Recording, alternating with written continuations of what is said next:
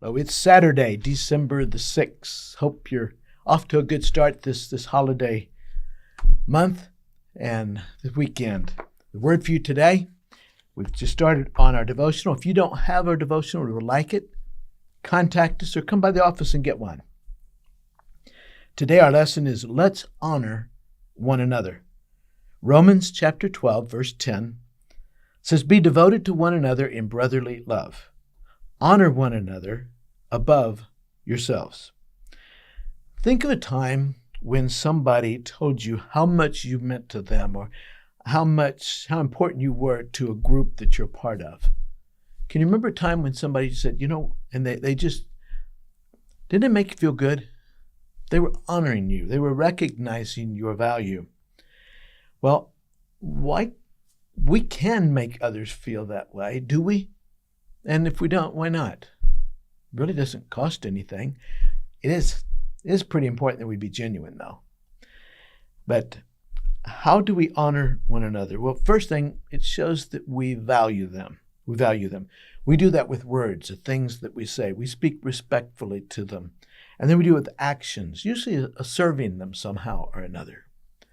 And, when somebody comes up to you and they stand there with their arms crossed, that conveys one message. Or they come up to you and they're talking to you, maybe they put their hand on your arm, and that conveys a different message.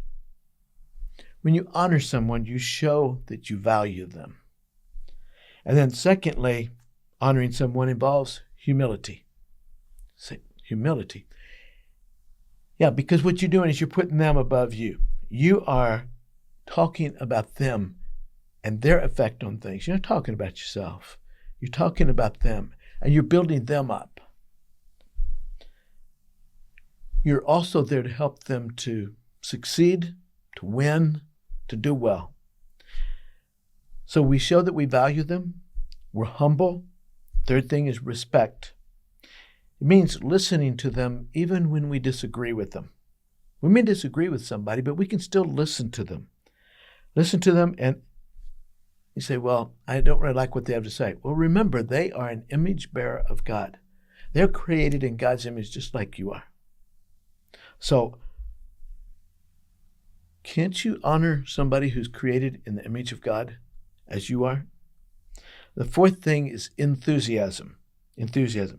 What would happen if every member of a family was in competition to see who could be nicer to the others? Who could be the one to be the nicest one in the family? You've got somebody serving them a meal or doing things for one another, picking something up, helping them, just constantly.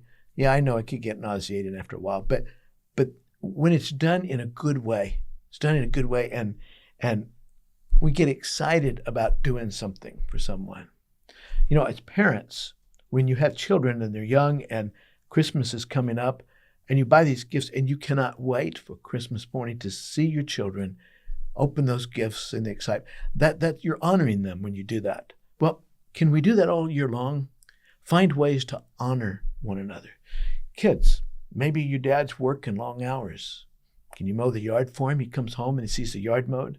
Wow, isn't that great? But be enthusiastic. Care about wanting to honor one another. And then grace. We can all make the argument this person doesn't deserve that. Well, they probably don't, but then neither do you or me.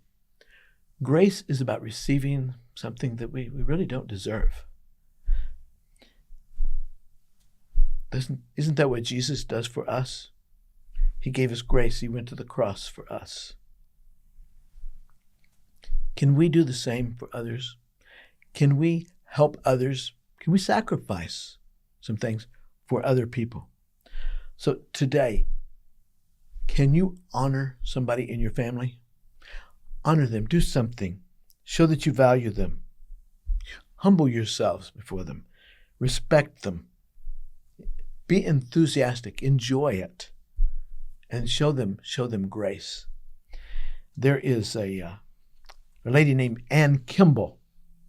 She was a speaker and she went around talking, and She was the dean of women at Eastern Nazarene College in Boston, Massachusetts. She'd speak all over the country, and she was flying from Boston to San Francisco to speak, and she was worn out. She was tired. She just said, God, please don't make me talk to anybody today. So she gets on the plane, and she just wants to take a nap and sleep from Boston to San Francisco.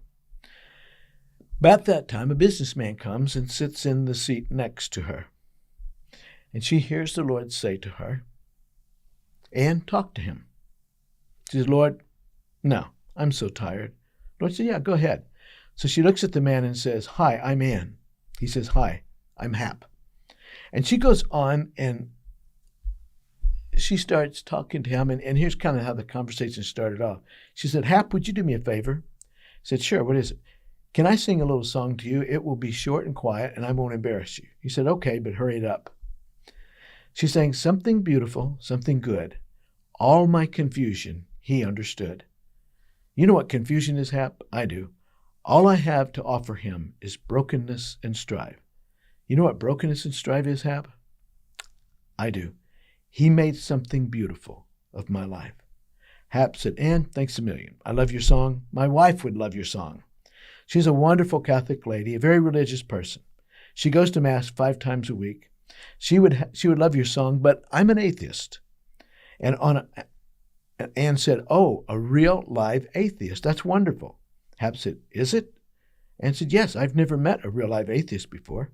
Hap said, you haven't? She said, no. Just because you don't believe in a God, Hap, doesn't mean there isn't one. He said, really? She said, oh yeah, I have a giant of a God in me, Hap. We're out to change the world, my God and me. We dream great dreams for guys like you. He said, you do? Can't you hear the sarcasm in his voice? They had this conversation that went on for several minutes, and then she looked at him, and he turned his head away, and tears started to run down his cheek, onto his shirt. She didn't know what to do. The plane hadn't even taken off yet. They talked for hours about the God who is. She said when they landed, she liked to be the first off, but Hap asked if he could write to her. So she gave him the address, and she told him, remember, Hap, I have a giant of a God in me.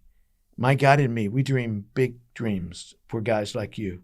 And someday, when you least expect it, he may invade your life. And with that, she got off.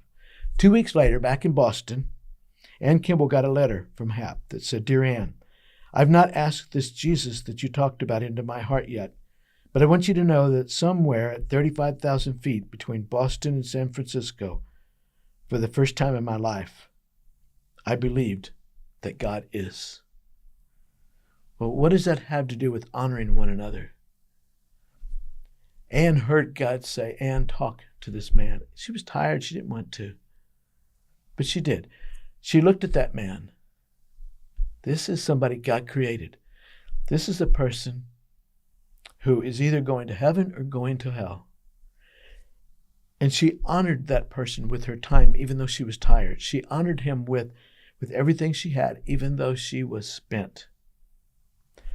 And God took what she honored, and he used it to make an eternal difference in someone's life. Let's honor one another. We don't know what kind of difference it will make. But it can't make any difference unless we honor them, right?